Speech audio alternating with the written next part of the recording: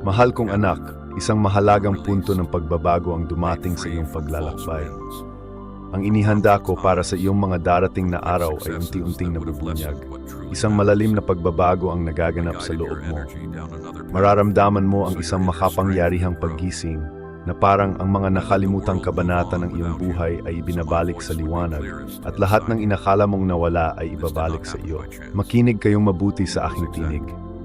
Hindi ako nagsasalita sa iyo sa pamamagitan ng maingay na mga hinihingi ng mundo, kundi sa pamamagitan ng isang banayad na presensya sa kaibuturan ng iyong kaluluwa. Isang mahabang panahon ang nabuksan sa harap mo. Ang taimtim na pananabik na iyon ay nasa iyong kaluluwa sa loob ng mahabang panahon. At ngayon, ang panahong iyon ng paghihintay ay papalapit na sa katapusan. Ang inakala mong natutulog ay pinananatili kong buhay. Ang iyong naramdaman ay kinuha, iningatan ko. Ang iyong kinatakutan ay nawala magpakailanman, ay pinrotektahan ko. At ngayon, mahal kong anak, inilalaan ko ang aking presensya upang ibalik ang lahat, hindi sa limitadong mga paraan ng mundo, kundi sa aking walang hanggang kasaganaan, sa aking umaapaw na kayamanan at malaking kagalakan. Huwag kang manahan sa mga sakit ng nakaraan. Huwag kang bumalik sa mga lumang landas ng may panghihinayang, sapagkat ako ang nagpapabago sa lahat ng bagay. Ako ang gumigising sa buhay sa mga bagay na tila hindi gumagalaw. Ako ang nagpapamulaklak ng buhay sa tigang na lupa. Hindi mo ba namamalayan yon? Mahal ko, lumilikha ako ng isang bagay na ganap na bago. At sa sandaling ito, nagsisimula na itong lumitaw. Bagamat ang kadiliman ay tila walang katapusan, bagamat ang mga kalaliman ay tila napakalalim, bagamat ang malamig na taglamig ay tila walang katapusan, ang liwanag ng umaga ay sumisikat na ngayon. Ang lupa ay gumagalaw sa bagong buhay, at ang mga ibon sa himpapawid ay nagsisimulang umawit. Ang hangin ay nagdadala ng pangako ng isang paparating na ulan, hindi isang baha ng pagkawasak, kundi isang ulan ng pagpapala, ang katuparan ng mga itinakdang pangako. Anak ko, ikaw ay lumakad sa nagngangalit na apoy ng hindi nasaktan. Ikaw ay bumaba sa mga kalaliman ng hindi nalunok. Naharap ka sa presyon mula sa lahat ng panig ng hindi nadurog. Ikaw ay bumagsak ngunit hindi nawasak. Bakit ganoon, anak ko? Dahil ako ay laging kasama mo. Nang ang iyong mga daing ay umabot sa akin, tinipon ko ang bawat patak ng kalungkutan. Nang ang kalungkutan ay bumalot sa iyo, niyakap kita ng mahigpit. Nang ang landas sa unahan ay natakpan, binuksan ko ang daan para sa bawat hakbang mo.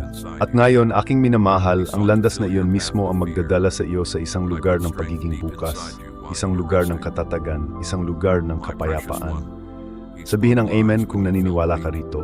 Huwag kang matakot, aking anak, dahil ang mangyayari ay maaring mukhang kakaiba, ngunit ito ay nagmumula sa akin.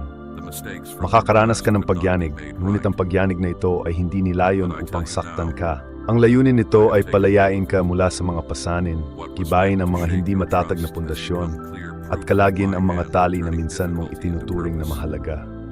Inaalis ko ang mga patong na hindi mo na kailangan at inaalis mula sa iyo ang mga bigat na humihila sa iyo pababa, hindi upang pahinain ka, kundi upang damtan ka ng kaluwalhatian. Inilagay ko ang isang korona ng karangalan sa iyong ulo at pinalutan ka ng aking sariling kaluwalhatian. Tandaan mo ito, aking anak. Ang iyong paglalakbay hanggang sa puntong ito ay pawang may kahulugan. Maging ang mga sandaling itinuturing mong karaniwan, ang mga paglihis, ang mga paghinto, ang mga tahimik na paghinto. Hinabi ko ang lahat ng ito sa isang planong higit na dakila kaysa sa iyong maiisip. Walang kahit isang sandali ang nakaligtaan ng aking atensyon. Walang luhang pumapatak na hindi ko nakikita. Walang buntong hininga ng sakit na lumalabas sa iyong mga labi na hindi ko naririnig. Ako ang banal na siyang nagpapanumbalik ng mga nakalipas. Ako ang siyang muling nagtatayo ng mga taon na tila nilamon ng kahirapan. Ako ang siyang nagdala ng kagandahan mula sa mga pagkasira, kagalakan mula sa kalungkutan, at matinding paggalang mula sa kawalan ng pag-asa. Alam kong may mga pagkataong naisip mo kung naalala pa rin kita. Alam kong tinanong mo, gaano pa katagal ako maghintay, kailan maririnig ang iyong tinig. Ngunit ngayon, makinig ka sa akin. Hindi ako kailanman naging tahimik. Palagi akong nagsasalita, kahit nung naghihintay ka, nagsasalita ng tahimik, nagsasalita sa gitna ng iyong pinakamalalim na sakit. At ngayon, nagsasalita ako ng may malinaw na layunin, ng may katiyakan at may sukdulang awtoridad. Tingnan mo, aking minamahal, habang binubuksan ko ang mga pintong walang sinuman ang makakapagsara. Tingnan mo habang ang tubig ay nagsisimulang dumaloy sa tigang na lupain. Tingnan mo habang itinataas kita, hindi sa pamamagitan ng iyong sariling lakas, kundi sa pamamagitan ng aking kapangyarihan. Magtiwala ka sa akin kapag nagsimula ang pagbabago. Umasa sa akin kapag ang pamilya ay naglalaho. Sumandal ka sa akin kapag nakatayo ka sa harap ng hindi alam. Sapag hindi kita hayaang maglakad ng mag-isa. Nauna ako sa iyo, pinoprotektahan kita mula sa likuran. Lumalakad ako kasama mo, pinapaligiran ka ng aking mga anghel, pinupuno ka ng aking espiritu. Hindi ka kailanman nag-iisa. At habang patuloy kang sumusulong, mararamdaman mo ang isang simoy ng hangin na humahaplos sa iyong balat. Ang hininga ng aking espiritu ay nagtataas sa iyo ng mas mataas, na inaakay ka ng mas malalim sa mga layuning itinakda. Ko para sa iyo, aking minamahal na anak. Ihanda ang iyong puso, ihanda ang iyong mga kilos, ihanda ang iyong tinig para sa pasasalamat. Sapagkat ang himig na ngayon ay umaalingaw-ngaw sa iyong kaluluwa ay hindi na isang awit ng kalungkutan, kundi isang awit ng kalayaan. Ang mga kadena ay tinatanggal, ang mga pinto ng pagkakakulong ay nagbubukas, ang tigang na lupain ay nagiging malambot, at ang mga tubig ay nagsisimulang dumaloy ng malakas. Kung saan dating walang landas, ako ay lumilikha ng isang kalsada. Kung saan mayroon lamang kawalan, ako ay naglilinang ng mga bagong luntiang espasyo. Kung saan ang mga istruktura ay gumuho, ako ay naglalagay ng mga bagong pundasyon. Tatayo ka kung saan dating naghari ang kahirapan at ipahahayag ito bilang iyong patotoo. Titingnan mo ang dating tila kabiguan at tatawagin itong tagumpay. Titiponin mo ang mga nasira at pagsasamahin ko sila sa isang kumpletong larawan ng aking pagpapala. Mahal kong anak, ang aking gawain sa iyo ay hindi patapos. Hindi ka itinatapon, hindi ka nakalimutan, hindi ka pinabayaan. Ikaw ay pinili, minamahal at tinalaga. Iniukit ko ang iyong pagkatao sa aking pagkatao. Pinalilibutan kita mula sa lahat ng panig.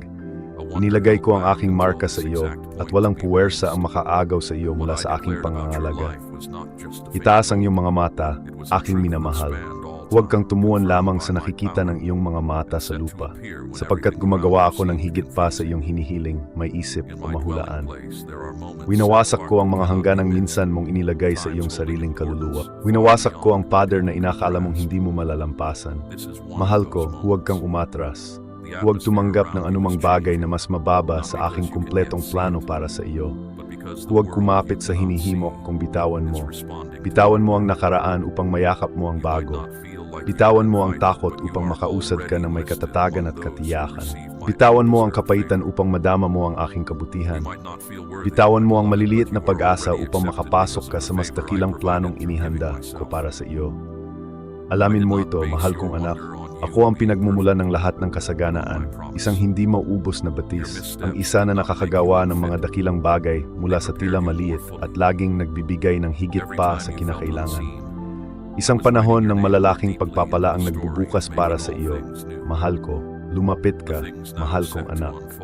Nagsasabi ako ng malalalim na katotohanan sa iyong kaluluwa. Inihayag ko sa iyo ang kaalamang nakatago sa loob ng maraming henerasyon. Inihayag ko ang mga layuning dinisenyo ko bago mo pa man bigkasin ang iyong unang daing. Papasok ka sa mga lupang hindi mo kailanman naisip. Magsasalita ka ng mga salitang hindi mo kailanman inakala na masasabi mo. Maantig mo ang mga buhay na hindi mo inakala na maantig mo. Hindi ito magmumula sa iyong sariling lakas o kakayahan, kundi mula sa aking patnubay na nananahan sa iyo, aking minamahal. Bagamat maaring napuno ng kalungkutan ang iyong mahabang gabi, sasalubungin ng kagalakan ang iyong mga umaga. Hinarap mo ang kahirapan, ngunit aani ka ng mga pagpapala. Naging tapat ka sa maliliit na bagay. Ngayon ay ipagkakatiwala ko sa iyo ang mas malalaking responsibilidad. Dumaan ka sa mga pagsubok at pag-iisa. Ngayon ay akayin kita sa isang lugar ng malalim na kapayapaan. Pinino ka sa mahihirap na panahon. Ngayon ay ihahayag kita bilang isang taong pinahalagahan at pinahalagahan. Makinig sa aking pangako. Tatapusin ko ang mabuting gawaing sinimulan ko sa iyo. Tutuparin ko ang lahat ng aking sinabi tungkol sa iyong buhay. Ang bawat salitang ipinahayag ko tungkol sa iyo ay matutupad. Ang aking mga pahayag ay hindi kailanman nabibigo. Palagi nilang natutupad ang kanilang paunang natukoy na layunin. Ang aking lakas ay palaging sapat upang iligtas ka. Ang aking atensyon ay laging nakatuon sa iyong mga panalangin. Ang aking pag-ibig ay laging malapit upang aliwin ka. Ako ay laging nasa iyong tabi. Makinig ng mabuti, aking minamahal. Marami pa akong sasabihin sa iyo. Ngayon ay may mga laban sa iyo, aking minamahal. Nagbibintang sila ng may mali siya. Gumagawa sila ng may masamang hangarin kahit na ikaw ay inosente. Nagsabuatan sila ng palihim, bumubulong sa likod ng mga nakasarang pinto, tinutuya ka at sinusubukang hamakin ka. Maling naniniwala silang kontrolado nila ang iyong landas, na kaya nilang magdesisyon para sa iyong kinabukasan, na kaya nilang sirain ang iyong panloob na kalooban. Ngunit makinig ka sa akin, aking minamahal. Nakikita ko ang lahat. Walang nakakaligtaan sa aking pangunawa. Walang detalyeng hindi ko maabot. Naririnig ko ang bawat salitang binibigkas. Nasasaksihan ko ang bawat planong nabubuo. At hinuhusgahan ko ang bawat intensyon na may perpektong katarungan. Ang mga sumasalungat sa iyo ay naniniwala na ang kanilang posisyon ay ligtas, ang kanilang pundasyon ay matatag, ang kanilang mga salita ay matalas, at ang kanilang impluensya ay hindi may kakaila. Iniisip nila na kaya nilang patahimikin ang iyong boses, hamakin ka, at itulak ka palayo. Ngunit hindi nila naunawaan na ang aking kamay na nagpoprotekta ay nasa iyo. Hindi nila namamalaya na ikaw ay sa akin. Hindi nila nakikita ang takip ng aking biyaya na nakapaligid sa iyo. Ni hindi rin nila nakikita ang maraming katulong na aking isinugo upang samahan ka, upang magsalita para sa iyong pagtatanggol, upang suportahan ka kapag ang mga pagsubok ay dumating na parang baha. Kaya nga, minamahal kong anak, huwag mong hayaang maantig ka ng kanilang mga salita. Huwag ka manginig sa kanilang mga banta at huwag ka magambala sa kanilang mga hindi totoong paninirang puri sapagkat nakalimutan nila ang isang walang hanggang katotohanan. Sinumang manakit sa isa na aking itinalaga para sa aking sarili ay hinahawakan ng pinakamahalaga sa akin. Minarkahan kita bilang akin. Ikinulong kita sa ilalim ng aking mapagbantay na proteksyon. Tinawag ko ang iyong pangalan at pinagtibay ang iyong lugar sa akin. At hindi ako mananatiling tahimik kapag sinubukan ng iba na hamakin ka. Bagamat maaari ka na nilang kutsain ngayon at tila matagumpay, ang kanilang pagtawa ay malapit ng tumigil. Ang kanilang pagmamataas ay magiging kahihiyan, at ang kanilang pagmamataas ay maglalaho. Tandaan mo ito, aking minamahal. Silang dating tumawa sa iyo, humamak sa iyo, at nagsalita sa iyo ng masasakit na salita. Nasaan na sila ngayon? Hindi mo ba nakita ang pagbabalik ng may pagpapakumbaba at mahinahong pananalita? Hindi mo ba sila nasaksihan na hinahanap ang dati nilang tinanggihan?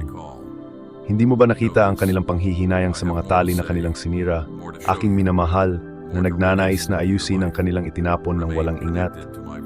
Hindi ito ang iyong kagagawan, aking minamahal, kundi akin. Sapagkat hindi ko hahayaang magpatuloy ang kahihiyan sa mga mahal ko. Hindi ko hahayaang hindi may tama ang kawalan ng katarungan. Hindi ko hahayaang mapababa ang iyong posisyon nang hindi ka itinataas sa harap ng mga nagtangkang humila sa iyo pababa. At mangyayari itong muli, aking minamahal na anak. Ang mga sumasalungat sa iyo ngayon ay, sa kalaunan, titingnan ka gamit ang ibang mga mata. Maalala nila ang mga salitang kanilang sinabi, ang sakit na sinubukan nilang idulot, ang mga pagkakataong sinubukan nilang pigilan, at ang pasanin ng kanilang mga desisyon ay mapupunta sa kanila. Makikita kanilang umuunlad sa aking biyaya, naglalakad ng magaan sa banal na patnubay na nabubuhay ayon sa mga pangakong ibinigay ko sa iyo. At kikilalanin nila, tunay nga ang kataas-taasan ay kasama ng taong ito. Tunay nga isang mas dakilang kapangyarihan ang nanguna sa kanila. Tunay na hindi natin naunawaan ang ating nagawa. Marami ang gugustuhing ayusin ang kanilang nasira upang muling matuklasan ang koneksyon na minsan nilang ipinagwalang bahala. Ngunit makinig ng mabuti, aking minamahal na anak. Huwag kang magimkim ng kapaitan sa iyong puso. Gayunpaman, hindi mo kailangang pilitin ang iyong sarili na muling buuin ang aking tinapos. Ako ang iyong tagagtanggol. Ako ang iyong tinig.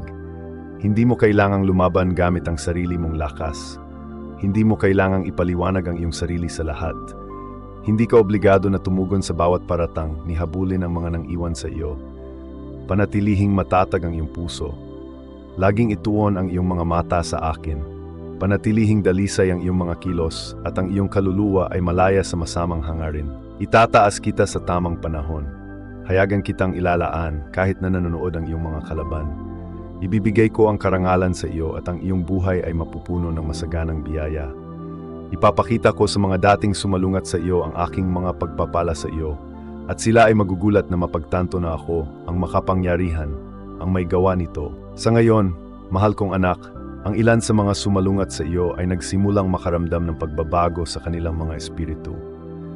Sa kaibuturan ng kanilang mga puso, isang malakas na pagkabalisa ang bumabangon sa loob nila. Mahal kong anak, ito ay pagdududa tungkol sa kanilang mga desisyon, isang pakikibaka sa kanilang mga motibo, isang pagkabalisa na hindi nila mapangalanan mismo. Ito ang aking presensya na gumagalaw, marahang inaalog ang tila matibay. Inilalantad ang huwad na kapayapaang nakabatay sa marupok na pundasyon at inihahanda ang daan para sa tunay na pagbabago. Ang aking pinakamalalim na hangarin ay walang kaluluwang mawawala at walang sinuman ang magpakailanman na magagapos ng pagmamataas o paghihimagsik. Kahit ang mga sumasalungat sa iyo, tinatawag ko silang pabalik, hindi upang ipahiya sila, kundi upang akayin sila pabalik sa kabuuan. Unawain mo ito, aking minamahal na anak. Hindi lahat ng puso ay lalambot. Ang ilan ay pipiliing kumapit ng mas mahigpit sa kanilang mga paninindigan, tumatangging kilalanin ang katotohanan. Ngunit ikaw, aking minamahal, ipagkatiwala mo sila sa aking mga kamay. Ang kanilang pagbabago ay hindi mo responsibilidad, ni ang kanilang pagtanggap sa iyo ang iyong layunin. Ang iyong landas ay ang tapat na lumakad kasama ko, ang magbigay ng kabaitan ng walang hinanakit, ang magsalita ng mabuti tungkol sa iba ng walang malisya, at ang manindigan ng hindi naghahangad ng paghihiganti. Dito mo ipinapakita sa mundo ang aking daan. Sa pamamagitan ng ganitong paraan ng pamumuhay, ang aking liwanag ay pinakamaliwanag na sumisikat sa iyo. Hindi ako nagpapaliban, aking minamahal. Ang nakikita ng marami bilang isang pagkaantala ay ang aking pangmatagalang pasensya. Sapagkat nais ko na ang bawat kaluluwa ay mahanap ng daan pabalik sa akin upang walang sinuman ang maligaw. Kaya naman pinigilan ko ang aking huling kamay ng paghatol na nagbibigay ng oras kahit sa pinakamatitigas na puso na sumuko. Ngunit mabilis na papalapit ang isang araw kung kailan ang lahat ay mananagot sa kanilang mga kilos, kung kailan matatapos ang panahon ng biyaya at ang bawat gawa ay titiyakin. Darating ang panahon na ang mga tumanggi sa iyo, ang mga nagplanong saktan ka, at ang mga nagdulot ng pagdurusa sa mga mahal ko ay sasailalim sa isang malalim na pagbabago. Ang kanilang kamalayan ay magiging malinaw at makikita nila ang katotohanan kung paano nila nilabanan ang aking banal na kalooban. Huwag mong hayaang magulat ka sa mga paghihirap na ito, mahal kong anak. Kapag lumitaw ang oposisyon, huwag mong hayaang maantig ang iyong panloob na kapayapaan. Sa buong kasaysayan, ang mga pinili at itinalaga ko ay pawang dumaan sa magkatulad na mga pagsubok. Isipin ang isa na pinagtaksilan ng kanyang sariling pamilya, ngunit itinaas ko siya upang tulungan ang marami. Alalahanin ang pastol na pinag-usig ng isang hari, ngunit ginawa ko siyang pinuno.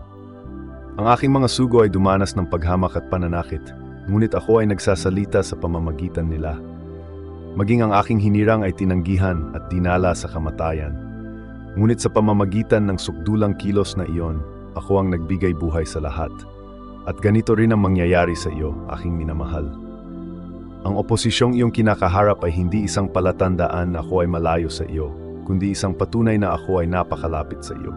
Ipinapakita nito na sa loob mo ay mayroong isang malaking halaga, isang bagay na nagdudulot ng takot sa puso ng iyong mga kaaway, isang bagay na hindi kayang maunawaan ng mundo.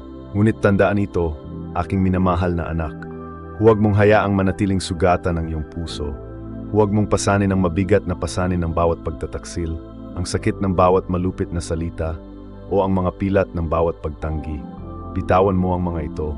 Dalhin mo silang lahat sa akin. Hayaan mong pagalingin ko ang napunit at paginhawahin ang iyong sakit. Bibigyan ko ng kapayapaan ang iyong hindi mapakali na kaluluwa. Sapagkat ako ang nagdadala ng kaganapan, ang siyang nagpapanumbalik, ang siyang nagpapaperpekto sa lahat ng bagay. Inihanda kita, aking minamahal na anak, para sa landas na hinaharap. Pinalalawak ko ang iyong espiritu, pinalalalim ang iyong pag-asa sa akin at pinipino ang iyong panloob na buhay. Inaakay kita sa pagpapatawad upang mamuhay ng magaan at upang makaahon sa ingay ng mundo. Sapagkat kung saan kita akayin, ang mga kahirapan ay lalago, ngunit ang liwanag ng aking presensya ay sisikat din ng mas maliwanag. Huwag matakot sa mga pagyanig sapagkat ipinapakita lamang nito ang malalim na lakas sa loob ng iyong espiritu.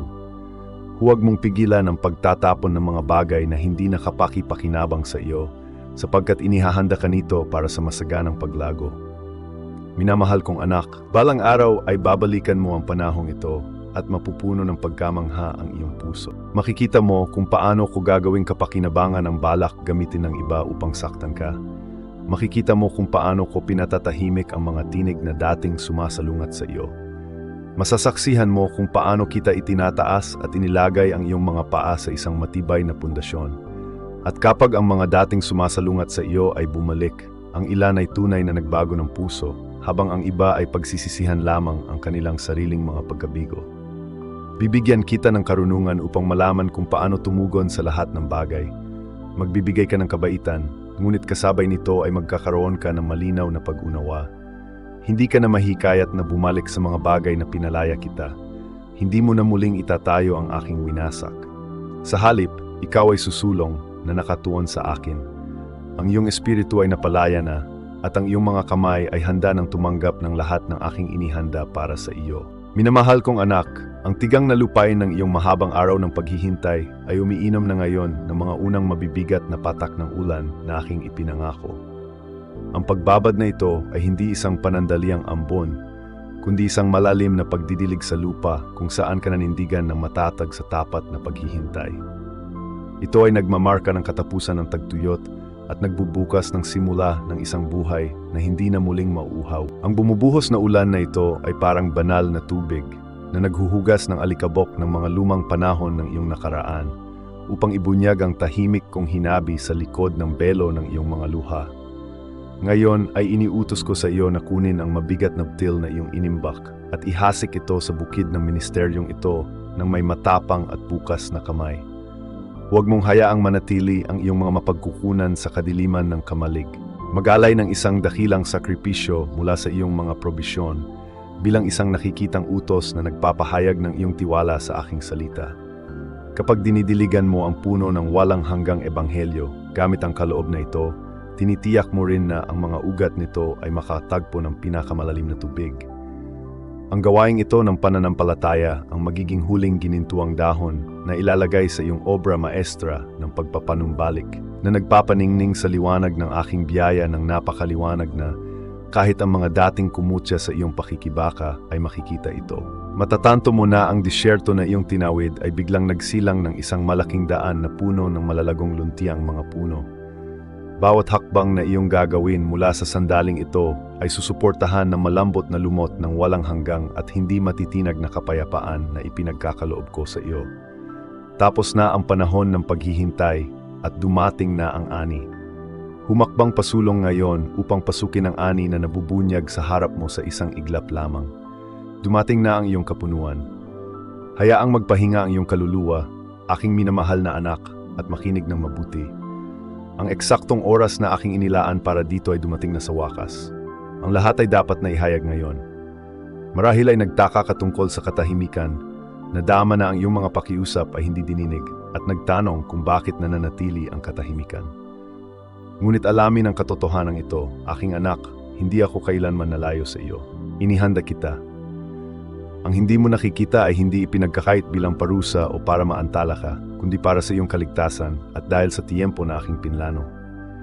Dati, hindi ka handa, hindi dahil kulang ka sa halaga, kundi dahil ang pagpasa ng responsibilidad na ipinagkakatiwala ko ngayon sa iyo ay nangangailangan ng paghahanda, panloob na lakas, at pagpapasakop na iyong patuloy na pinapaunlad.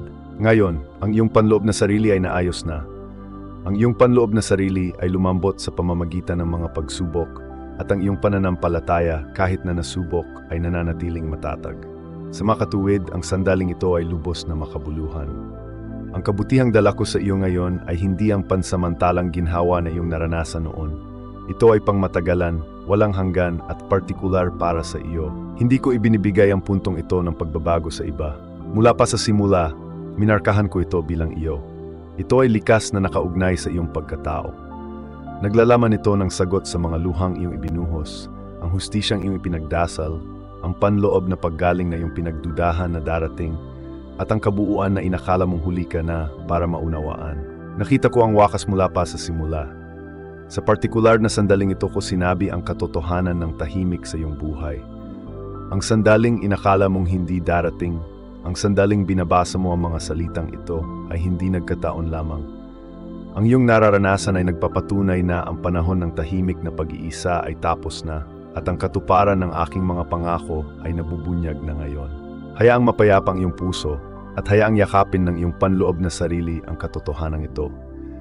Ang aking itinago ay nabubunyag na ngayon, hindi para sa mundo, hindi para sa iyong mga kalaban, kundi para sa iyo, aking minamahal. Ang taong lubos kong inialay ang aking sarili, ang taong nanatili nung maari ka nang umalis. Hindi ito isang panaginip, hindi mo lamang iniisip ang panahong ito. Ito ang paglalahad ng isang bagay na tanging itoon, ako lamang ang makakagawa. At ngayon ay nabubuhay ka rito. Ngayong naunawaan mo na ang panahong ito ay tinalaga. Para sa iyo, nais ko maunawaan mo kung bakit ang naramdaman mong paghihintay ay hindi kailanman naging parusa. Ito ay palaging isang sagradong plano. Unawain ito, aking minamahal. Sa mga araw na ikaw ay sumisigaw sa kawalan ng pag-asa, nagtataka kung bakit walang nangyayari, tahimik kong inilalatag ang pundasyon para sa isang bagay na higit pa sa iyong imahinasyon noong panahong iyon. Ang oras na iyong hinintay ay hindi nasayang. Bawat tahimik na araw, bawat sandali na iyong naramdaman na hindi mo nakikita, bawat luhang tumutulo sa pag-iisa, lahat ay bahagi ng sagradong gawaing iyon. Hindi ko pinipigilan ang mabubuting bagay na magdudulot sa iyo ng sakit. Pinalalawak ko ang iyong kakayahang tanggapin ang mga ito nang hindi nalulumbay.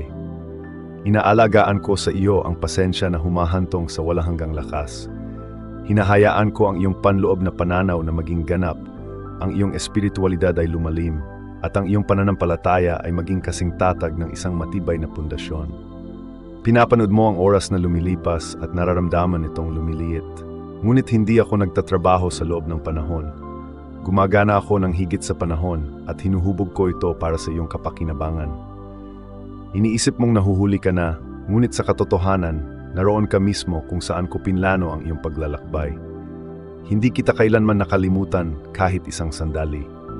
May mga bagay na kailangang umalis sa iyong buhay upang kapag dumating ang magandang bagay na ito, hindi na nito kailangang makipagkumpetensya para sa iyong atensyon.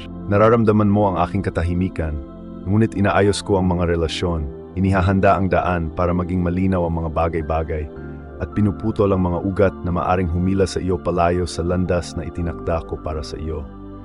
Pinabago ko ang takbo ng mga pangyayari ng hindi nakikita, kinagabayan ng mga tao, mga mapagkukunan, at maging ang mga kondisyon sa loob mo, upang ang aking pangako sa iyo ay hindi mabigo ng masyadong maaga dahil sa pressure. Ang panahong ito ng katahimikan ay hindi isang pagsubok kung gaano mo kayang tiisin, kundi isang paghahanda para sa mga pangyayaring nakapaligid sa aking pangako. Ang dala ko ngayon ay hindi lamang isang solusyon. Ito ay isang pintong nagbubukas sa isang ganap na bagong kaharian, biyaya, layunin, paglalaan at ng iyong pagkatao. Ang darating ay hindi maliit. Hindi lamang ito isang kakaibang papel, isang bagong koneksyon o isang maikling panahon ng kapayapaan. Ang dala ko ay magbabago sa iyong pangmatagalang impluensya. Ito ay aabot sa mga susunod na henerasyon. Ito ay isang pagbabagong maaring magbago ng kahulugan ng lahat ng nangyari noon.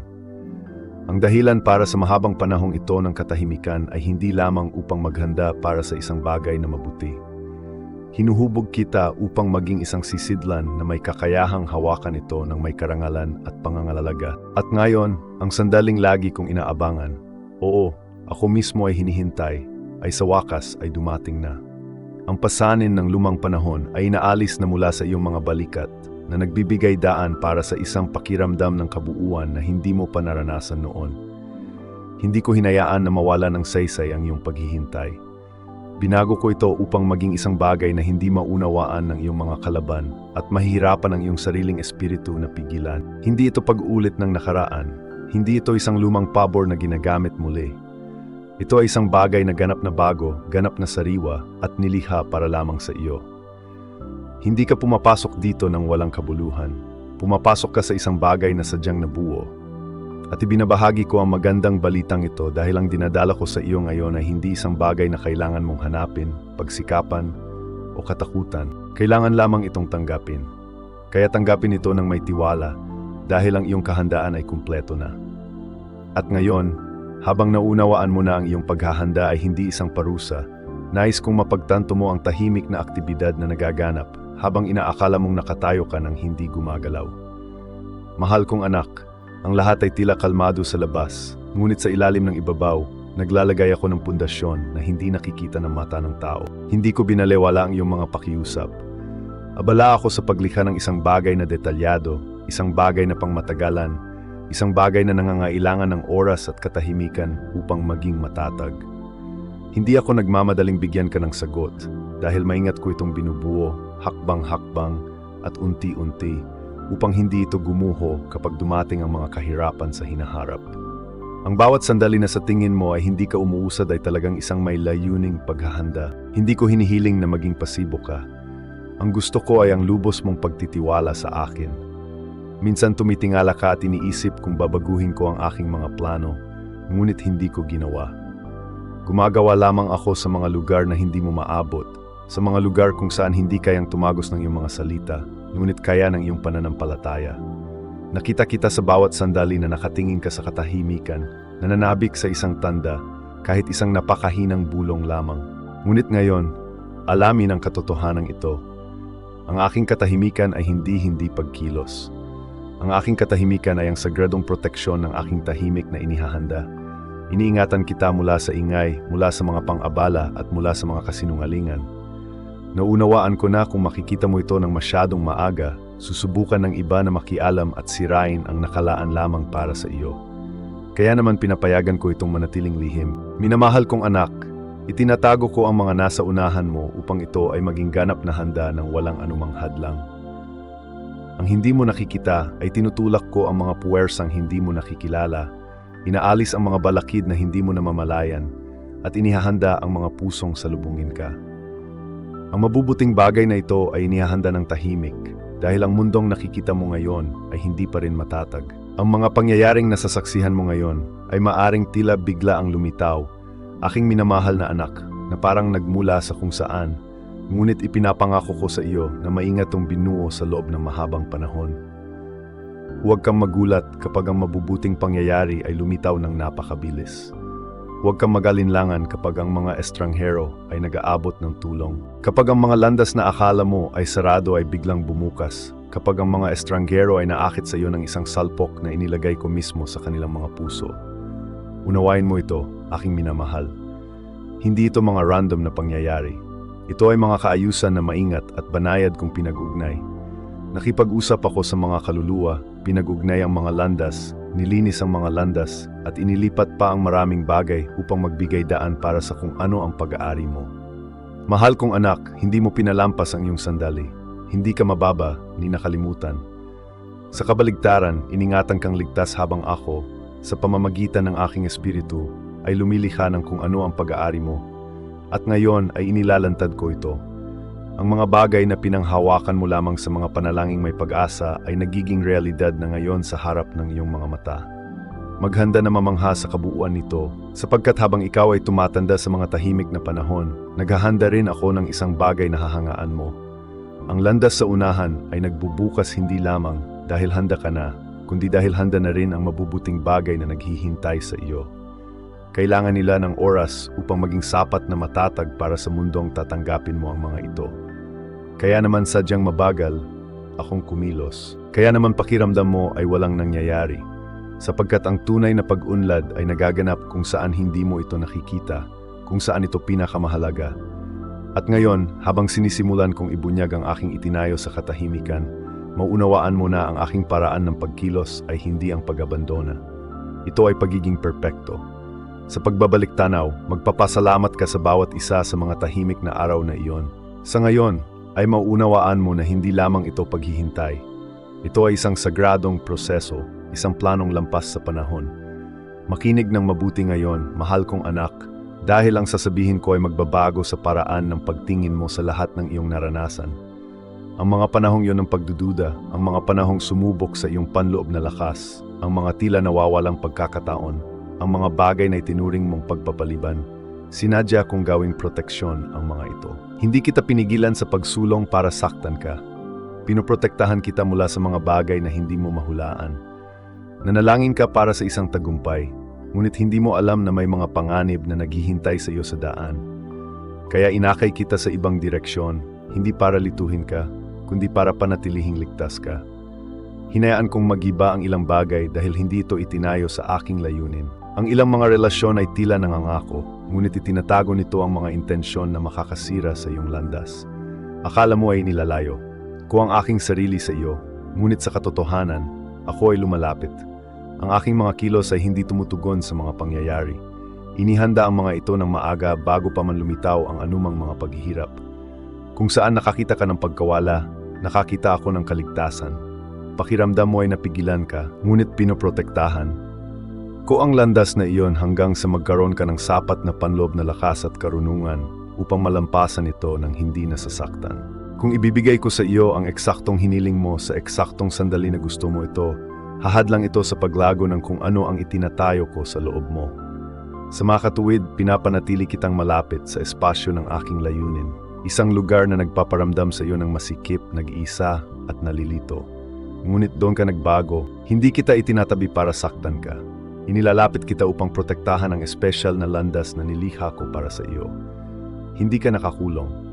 Ikaw ay pinalalaya mula sa mga hangin ng kasinungalingan, mula sa mga mapaminsalang gapos, mula sa mabilis na tagumpay na nagpapababa sa halaga ng kung ano ang tunay na mahalaga. Itinuro ko ang iyong enerhiya sa ibang direksyon upang ang iyong panloob na lakas ay lumago. Hinahayaan kong patuloy na gumalaw ang mundo nang wala ka, upang ang aking tinig ay maging pinakamalinaw sa loob mo. Hindi ito nangyari nang nagkataon. Ang lahat ay tiyak na tamang gawin. Lahat ng iniisip mong hindi mo natanggap ay sa katunayan mga bagay na hindi ko kailanman plinano para sa iyo. At ngayon, dahil inilagay mo ang iyong tiwala sa akin, kahit na hindi malinaw ang landas sa hinaharap, inihayag ko ang aking itinatago para sa sandaling ito. Sinubukan kang kumbinsihin ng aking kalaban na huli na ang lahat, na wala na ang iyong pagkakataon. Ngunit hindi niya alam na inilayo kita sa kanyang paningin, habang inaayos ko ang lahat sa paligid mo. Inaayos ko ang mga pangyayari sa tamang panahon, binubuksan ang mga pintong hindi mo alam na umiiral, at binabanggit ang iyong pangalan sa mga lugar na hindi mo pa natatapakan. Ang itinuturing mong katahimikan ko ay sa katunayan ay ang aking perpektong plano upang baligtarin ang sinimulan ng aking kalaban. Kaya nga hinihikayat kita, magalak sa hindi nangyari, magalak sa kung ano ang itinago sa iyo, magalak sa kung ano ang inalis. Dahil nang bitawan mo ang mga ito, natagpuan mo ako. Natagpuan mo ang higit na kalinawan. Natagpuan mo ang panloob na lakas. At higit sa lahat, natagpuan mo ang kapayapaan na may kinabukasan na hindi naapektuhan ng kaguluhan ng mundo. Hindi ka pahuli, hindi ka naiwan. Nasa eksaktong lugar ka kung saan ko pinlano para sa iyo.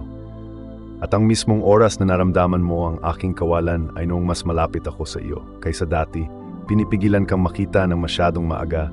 Pinoprotektahan ka mula sa mga taong gusto ka lang kunin, at tinitiyak na kapag dumating sa iyo ang mabubuting bagay, darating ang mga ito ng may kadalisayan, kabuuan, at pagiging perpekto. Hindi ito mga tira. Ito ay isang espesyal na pangako na tinutupad lamang para sa aking pinagkakatiwalaan, ang aking minamahal na anak, ikaw. Ngayon, makinig kang mabuti, anak ko, dahil napakahalaga ng sasabihin ko. Hindi na unawaan ng mga sumasalungat sa akin kung gaano kita kamahal. Habang abala siya sa paglikha ng kaguluhan at sinusubukang kumbinsihin ka na ang lahat ng landas ay permanenteng sarado, tahimik akong nagtatrabaho upang sirain ang bawat planong palihim niyang ginawa. Sinubukan niyang maghasik ng pagdududa, ngunit lumakas ako sa loob mo. Hinangad niyang punuin ng takot ang iyong landas, ngunit naglagay ako ng lakas sa kaibuturan mo habang nagpapahinga ka. Minamahal ko, nagsinungaling siya noong nanghihina ka, sinasabing napakaraming nangyari, na ang mga panahong hindi mo naranasan, ang mga naputol na ugnayan, ang iyong mga nakaraang pagkakamali ay hindi na maibabalik. Ngunit ngayon sinasabi ko sa iyo na nasa aking mga kamay ang lahat. Ang dating ginamit upang yanigin ang iyong pananampalataya ay ngayon ay malinaw na ebidensya ng aking kamay na ginagawang layunin ang kahirapan. Hindi ko lamang pinipigilan ang aking kalaban. Ginagawa ko ang kanyang mga kilos na mga tuntungan para sa iyo upang sumulong. Kung saan sinusubukan ng kadiliman na ibaw ng iyong landas, itinataas kita upang ikaw ay makatayo ng matatag at malakas. Nakita ko ang mga pakana laban sa iyo bago pa man ito mabuo.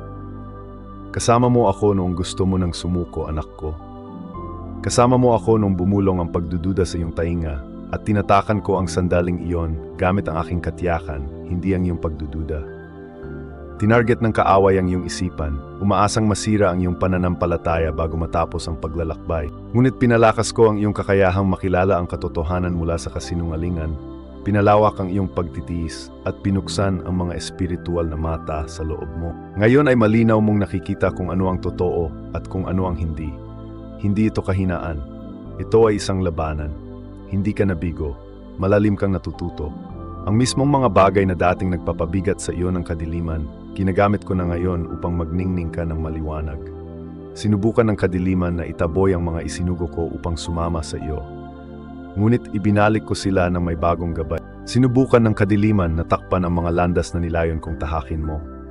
Ngunit binigyan kita ng isang espesyal na daan pasulong. Ang inakala ng kadiliman na ninakaw nito ay nakatago lamang sa loob ng isang panahon. At ngayon, ibinabalik ko ito higit pa kaysa dati.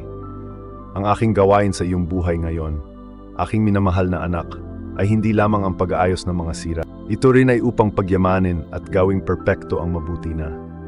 Hindi mo lamang babawiin ang tila na wala. Tatanggapin mo ang aking ipinangako na pinarami ng higit sa lahat ng limitasyon. Ang mga panahon ay ganap ng nagbabago. Ang panahon kung saan naiimpluwensyahan ka pa rin ng kadiliman ay nagtatapos na. Ang panahon kung saan ka lumalakad sa aking lakas ay nagsisimula na. Hindi mo kailangang sikaping kunin ang nararapat sa iyo. Lubos kong binaligtad ang sitwasyon. Ang mga bagay na dating naglimita sa iyong tunay na sarili ay gumuguho na ngayon. Ang mga hadlang na itinayo laban sa aking plano para sa iyo ay natutunaw na sa pamamagitan ng aking sariling kabutihan. Pinawalang bisa ko ang lahat ng mga maling paratang laban sa iyo at ibinalik ang iyong karangalan sa nararapat nitong lugar sa aking walang hanggang plano. Ang ilan ay tumalikod sa iyo dahil sa mga kasinungalingang narinig nila. Ngunit ihahayag ko ang iyong katotohanan at hindi mo nakakailangan ng ipagtanggol ang iyong sarili. Marami kang napalampas na pagkakataon dahil sa mga hadlang. Ngunit ngayon, aking minamahal, bubuksan ko ang mga landas na walang sinuman ang makakapagsara. Hindi ko kailangan ng pahintulot ni numan upang ibuhos ang aking kabutihan sa iyo. Isinasagawa ko ang aking plano na may kapangyarihang hindi kayang labanan ng kadiliman. Hindi lamang ito isang pagbabalik sa dating kalagayan. Ito ay isang deklarasyon mula sa aking mismong langit. Pinatatahimik ko ang lahat ng mga kasinungalingang minsang nagsalita tungkol sa iyo na labis na nasasaktan upang magpatuloy. Binubura ko ang bawat natitirang bakas ng kahihiyan na sinubukang takpan ka ng kadiliman. At ipinapahayag ko ito sa harap ng lahat ng nilikha. Ikaw ay sumusulong, hindi na apektuhan ng mga nangyari, mas malakas sa pamamagitan ng mga pagsubok at pinarangalan ng aking presensya. Hindi ka lamang biktima ng mga kilos ng iba. Ikaw ay isang instrumento para sa aking gawain ng kaligtasan. Ang puntong ito ng pagbabago ay hindi dahil sa pagkakataon o pagkaantala. Ito ay nakatadhana para sa isang partikular na sandali. At ang sandaling iyon ay ngayon. Ngayon, makinig ng mabuti, mahal kong anak, dahil ang inihanda ko para sa mismong sandaling ito ay hindi malabo o hindi tiyak. Ito ay para lamang sa iyo at hindi na mababago. Ang iyong presensya sa agos ng panahon ay hindi aksidente. Ikaw ay minarkahan sa mismong plano ng isang himala na aking pinlano, isang himala na pinigil hanggang sa mismong sandaling ito upang mailabas. Ang aking sinabi tungkol sa iyong buhay ay hindi lamang isang malabong pag-asa. Ito ay isang walang kupas na katotohanan na pinagtitibay ng aking kapangyarihan at nakatadhana na lumitaw ng eksakto kung kailan ang lahat ng bagay sa paligid mo ay tila magulo at hindi maintindihan. Sa aking tahanan, may mga sandali ng pagkakaiba, mga sandali na hindi maaring palampasin, mga sandali na ang kahulugan ay lumalampas sa pangunawa ng tao. Isa ito sa mga sandaling iyon. Ang kapaligiran sa paligid mo ay nagbabago, hindi dahil nakita mo na ito, kundi dahil ang di nakikitang mundo ay tumutugon sa aking salita. Maaring hindi mo maramdaman na ikaw ay tinawag, ngunit ang iyong pangalan ay nakasulat na sa listahan ng mga tumatanggap ng aking biyaya, ngunit hindi ang aking biyaya. Maaring hindi mo maramdaman na karapat-dapat ka, aking minamahal, ngunit tinanggap ka ng aking biyaya sa pamamagitan ng aking sakripisyo. Hindi ko inilalagay ang iyong himala sa iyong pagiging perpekto, kundi sa aking pangako. Ang iyong mga pagkakamali ay hindi ka ginagawang hindi karapat-dapat. Inihahanda ka lamang nila ng mas lubusan. Sa bawat oras na pakiramdam mo ay nakalimutan mo, Iniukit ko ang iyong pangalan ng mas malalim sa kwento ng pagbabago. Ang malapit ng ihayag ay hindi na maghihintay pa ng isang sandali, sapagkat ang panahon sa aking kaharian ay naayon sa pinakamalalim na hangarin ng iyong puso. Nakita kitang nagtitiyaga sa lahat ng oras na ito. Kinikilala ko ang bawat oras na nagbibigay ka, kahit na kaunti na ang natitira sa iyo. Nakita kitang nananalangin ng nanginginig ang mga kamay, hindi sigurado sa resulta, ngunit naniniwala na kahit papaano ay makikialam ako. Ang ganitong uri ng pananampalataya ay maaring magpakilos sa tila imposible. At ngayon, ito ay lumilikha ng mga himala. Ang kalayaang ito ay pinagkakalob hindi dahil pinilit mo ang iyong paraan, kundi dahil nanatili ka noong mas madaling sumuko. Hindi ko malilimutan ang gayong pagtitiyaga. Ang mga aksyon na iyong ginagawa na tila walang bunga ay talagang nagtatayo ng isang bagay ng palihim. At ngayon, dahil nananatili kang tapat sa akin, makita mo ang mga bunga. Mahal kong anak, hindi ko isinusulat ang kwento ng iyong buhay habang nagaganap ang mga bagay-bagay. Dinadala ko ito sa plano nitong pagtatapos. Ang mismong sandaling ito ay paunang natukoy na bago pa man magsimula ang mundo. At walang anuman sa mundo ang makakapagpabago sa aking pinagtibay. Hindi ang mga iniisip ng iba, hindi ang mga banta mula sa mga anino o ang paglipas ng panahon. Hindi ka naantala, hindi ka nalilimutan. Dumarating ka sa mismong sandali kung kailan ang pinakamalalim na himala sa loob mo na inaasam ay handa ng lumitaw. Ang tahimik na katiyakan sa iyong puso na may darating na isang bagay ay hindi lamang ang iyong sariling iniisip. Ito ay isang hudyat mula sa akin. Ang matinding sakit na dala mo sa iyong puso ay sinasalubong na ngayon ng matinding kagalakan. Ang iyong pangalan ay may malaking kahalagahan sa aking presensya. Hindi dahil sa iyong katayuan, kundi dahil ikaw ay nagpasakop sa akin. At ngayon, ang himalang sadyang pinlano para sa iyo ay darating sa tamang panahon mula sa akin. Hindi mo na kailangang habulin ito. Mahahanap ka nito. Hindi mo na kailangang pilitin itong lumitaw. Ito ay hahayag ng malumanay, mahimalang at malinaw. Itinatakda ko ang mga pangyayari, inihahanda ang puso, binabago ang kapaligiran, at inaalis ang lahat ng balakid ng sabay-sabay. Ito ay upang matiyak na kapag dumating ang himala, mahanap ka nito ng lubos, puno ng pag-asa, at handang tanggapin ito ng maayos. Walang anumang aksidente sa lahat ng ito. Ito ang sandali ng katuparan. Ito ang sandali kung kailan ang iyong kwento sa buhay ay patungo sa dakilang pagpapala, at lahat ng napigilan ay magsisimulang dumaloy ng malaya.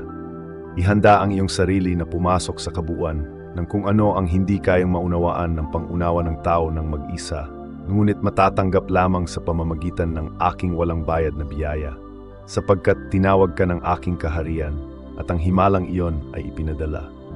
Minamahal kong anak, nanatili ka at tinanggap ang mga salitang ito na siyang patunay ng pagkauhaw na inilagay ko sa iyong puso. Ikaw ay isang taong ang espiritu ay yumuyuko upang makinig kapag ako'y nagsasalita. Unawain mo na ang sandaling ito na nabubunyag ay hindi ang katapusan ng aking salita, kundi ang simula ng isang bagong lalim ng paghahayag at pagkakatiwala para sa mga nakaririnig ng aking tinig. Ngayon, ang bagong panahong ito ay nangangailangan mula sa iyo ng isang pusong nakikinig ng mabuti. Nananawagan ako sa iyo na laging maging bukas sa pag-angkla ng iyong sarili na matatag sa mga katotohanang aking inihayag. Mga minamahal ko, hayaang ang bigat ng mensaheng ito ay matili sa kaibuturan ng iyong puso. Bumalik ka rito. Hayaang patuloy itong umalingaw-ngaw sa mga pinakatahimik na lugar ng iyong kaluluwa. Kapag hinayaan mong ang katotohanan ito ay mag-ugat ng malalim sa iyong puso, pinalalakas mo ang pundasyon para sa mas malalaking bagay na aking ihahayag.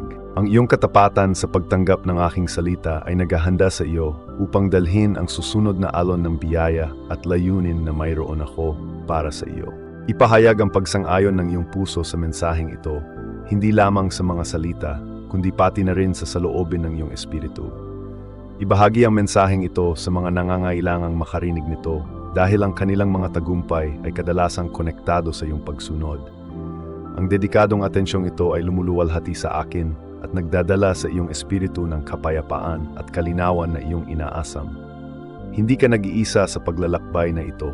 Isa ka sa aking mga natitirang tapat, yaong mga kumikilala sa sandaling ito at tumutugon sa aking tawag. Alamin ito, marami pa akong ituturo, marami pang ipapakita sa iyo, marami pang ibubuhos sa iyong buhay, Manatiling konektado tinig, tanggapin ang susunod na mensaheng aking inihanda para sa iyo. Ang aking presensya ay palaging magiging isang hindi nagbabagong belo sa iyo.